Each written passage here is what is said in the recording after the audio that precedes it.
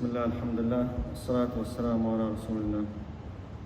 Allah subhanahu wa ta'ala says in Surah Sad, which the Imam recited some verses from, أَمْ نَجْعَلُ الَّذِينَ آمَنُوا وَعَمِلُوا الصَّالِحَاتِ كَالْمُفْسِدِينَ فِي الْأَرْضِ أَمْ نَجْعَلُ الْمُتَّقِينَ كَالْفُجَّارِ.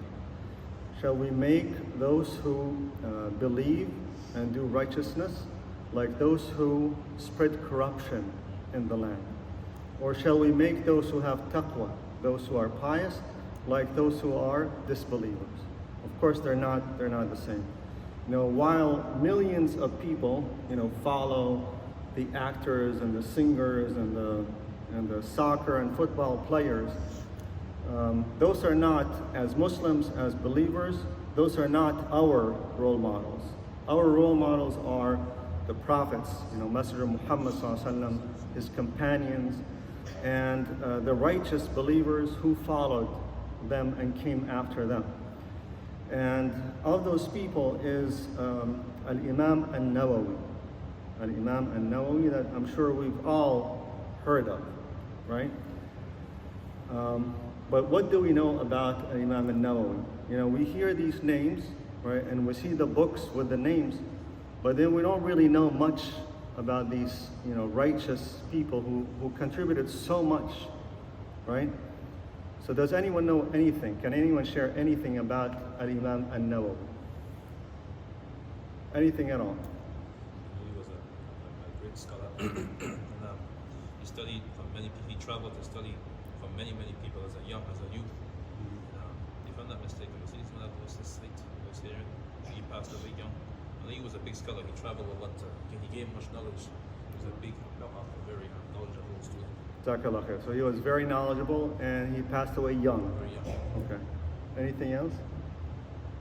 And we said Arba'in Nawawiyya. He's like the famous, one of the famous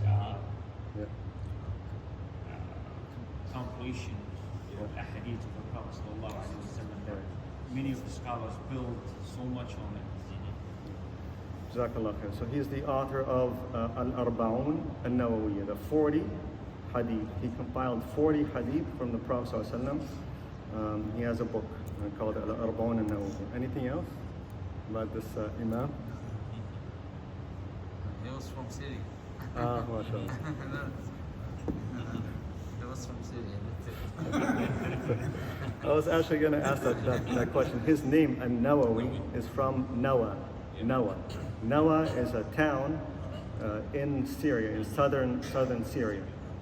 It's called Nawa, and that's why his name is Nawa. So his name is Yahya Al-Nawawi. And he was born in the year 631 Hijrah. And when he was a young kid, subhanAllah, Allah chooses the ones that He wants to serve His religion. When he was a kid, he was just kind of like obsessed with knowledge and with Quran. And one time other kids wanted to play with him and they were bothering him because they wanted him to play with them.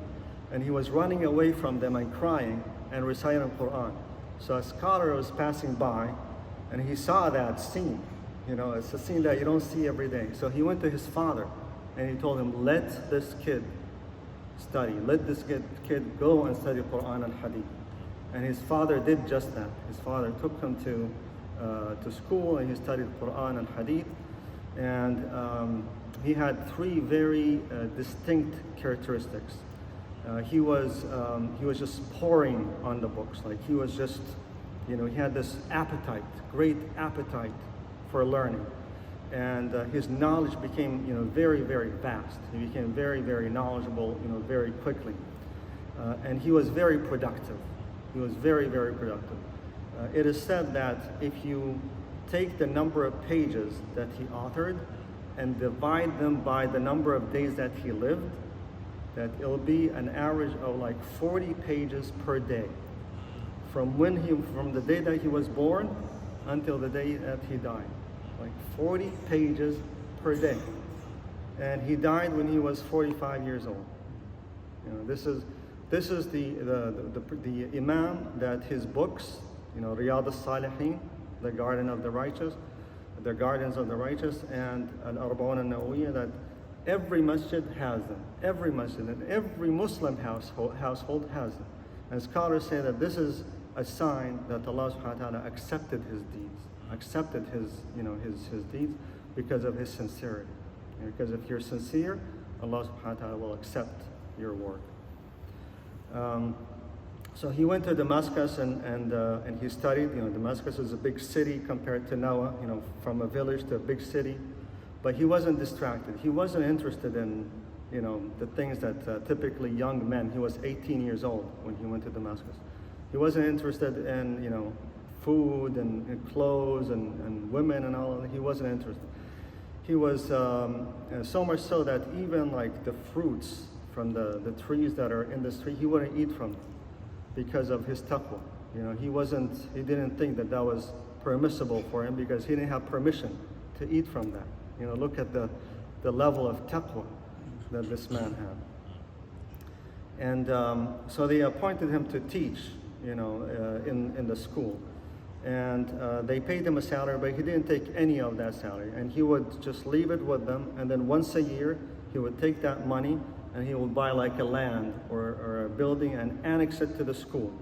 Or he would buy books and he'll put these books as property for the school. And then his father would send him food. His mother would, buy him a shirt every once in a while. And he stayed in that same room that he went to in Damascus. He stayed there for many years. He wasn't interested in anything else, anything more than that one room. Zuhud, because he's just interested in knowledge and learning and teaching. That's his passion, right? Different people have different passions. That was his passion. And he was at the time of Sultan al-Dahir Beypas. And this Sultan, he was a Sultan of Asham, Syria, the greater Syria area, and Egypt. And he was actually, he had some great successes, great victories against the Mongols. But he wanted to take some of the land that was owned by the people, because he saw it as property of the state. And Imam Al-Nawawi said, you cannot do that. You can't take that because they fixed this land. They took the land that wasn't for anyone and they planted it. And there's a hadith from the Prophet ﷺ that whoever takes the land that's dead and plants trees in it, then it becomes their own. So he said he can't take that. They exchanged letters with the Sultan, got upset with them. But he stuck to his, and he wanted to punish him, but Allah saved him. He didn't punish him. But he stuck to his opinion. And then there was another incident where the Sultan wanted to impose taxes on people. And a lot of scholars said, that's okay, you can do that. Imam Al-Nawawi said, no, you cannot do that. Because people have gone through some tough years, and they just can't afford to pay taxes. So you can't do that. And he was kind of confrontational with the Sultan. And the Sultan got so upset and he said, cut off his salary and fire him from his position. They told him he doesn't have a position and he doesn't have a salary. So he couldn't do anything with him. So he told him, okay, get out of my land. I don't want you here. So he said, okay, as-sam'u wa-ta'a. And he went back to Noah, his village. And then a month later, the Sultan died. And actually before that, the Sultan wrote him a letter and told him, you can come back, because a lot of scholars came to him and told him, this is a great scholar. He's a very righteous man. Let him come back. So he wrote him a letter and he said, no, I'm not going to go back. As long as that Sultan is there in Damascus, I won't go back. So the Sultan died a month later. And then he died when he was 45 years old. So he's a man of knowledge, a man of taqwa. A man, because some people, they have knowledge, but they don't apply that knowledge. But he had the knowledge, he applied it, he was sincere, and he was a man of principle. He didn't care what the Sultan did to him, as long as he gave a fatwa that his heart was comfortable with. This is Al-Imam Al-Nawawi, Al-Imam Yahya ibn Sharaf Al-Nawawi, Rahimahullah. May Allah have mercy on him. We ask Allah subhanahu wa ta'ala to make us better followers of his book and the guidance of his Messenger Muhammad sallallahu alayhi wa sallam.